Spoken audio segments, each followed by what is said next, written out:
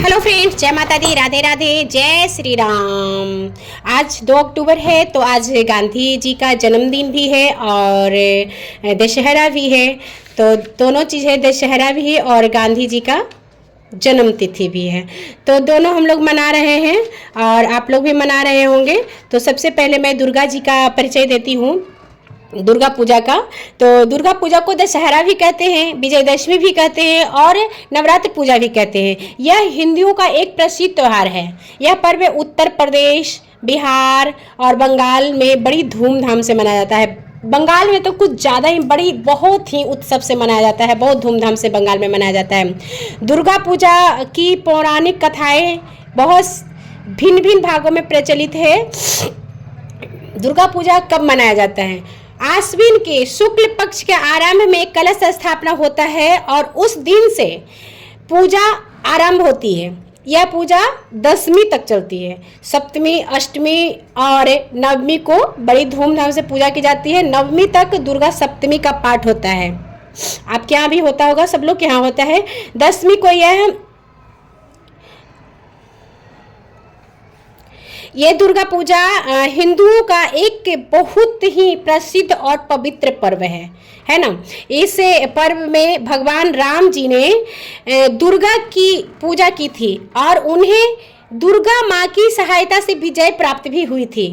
ये तो पता होगा आप लोगों को कि दुर्गा जी की पूजा श्री रामचंद्र जी भी किए थे और दुर्गा माँ की सहायता से ही उन्हें विजय प्राप्त हुई थी, है ना। तो इस दिन हम लोग सभी लोग दुर्गा पूजा के दिन नाच गान, संगीत, नाटक बहुत कुछ करते हैं। नए नए कपड़े पहनकर छोटे बड़े सब एक दूसरे से घर जाकर अच्छा भोजन करते हैं। बच्चे रंग बिरंगे मिठाई खिलौने खरीदते हैं। तो अच्छी शहर में खुशियाँ होती है, बाजे बजते हैं, रावण का पुतला जलाया जाता है हर जगह पे। और दुर्गा पूजा का एक सामाजिक महत्व भी है। वर्षा ऋतु की समाप्ति के बाद वाणिज्य व्यापार की उन्नति होती है। लोग जहाँ तहाँ भ्रमण करने को निकलते हैं। इस समय देश की जलवायु अच्छी होती है, नए नए फसलें निकलती है, हरी हरी सब्जियां खाने को हम लोगों को मिलती है। और इस प्रकार दुर्गा पूजा भारतीय जीवन के लिए सुख शांति और उन्नति का संदेश लेकर आती है ना। तो आप लोग दूसरी कथा के अनुसार होता है कि जिस दिन दुर्गा माँ ने चंडी बनकर देवताओं के शत्रु महिषासुर का वध किया था, उसी दिन से यह पर्व मनाया जाता है। इस पूजा के देवताओं के शत्रु महिषासुर का वध किया था, उसी समय से यह पर्व मनाया जाता है। आज का दूसरा फेस्टिवल है गांधी जयंती, जो आज 2 अक्टूबर है, गांधी जी का जन्म दिवस है। तो महात्मा गांधी जी का तो बहुत ही, जितना भी कहा जाए बहुत ही कम पड़ेगा। वे हमारे देश के उन महापुरुषों में एक थे जिसमें राष्ट्रीय जीवन का नया इतिहास तैयार हुआ था, है ना। और भारत की मिट्टी से उनकी आवाज़ आ रही है। आज भी भारत की मिट्टी से उनकी आवाज़ आती है। जैसे गूंजता है आवाज़, वे राम, कृष्ण, शंकर जैसे दिव्य पुरुषों की तरह घर घर में बसे हैं। महात्मा गांधी जी का जन्म 2 अक्टूबर 1969 ईस्वी को गुजरात के पोरबंदर नामक स्थान में हुआ था। और उनके पिताजी का नाम था करमचंद गांधी। राजकोट रियासत के दीवान थे उनके पिताजी। उनका माता ने उनका लालन पालन बड़े ही अच्छे ढंग से किया था। बालक गांधी पर, जिनका असली नाम मोहनदास करमचंद गांधी था, उनकी धार्मिक माता का नाम गहरा प्रभाव था।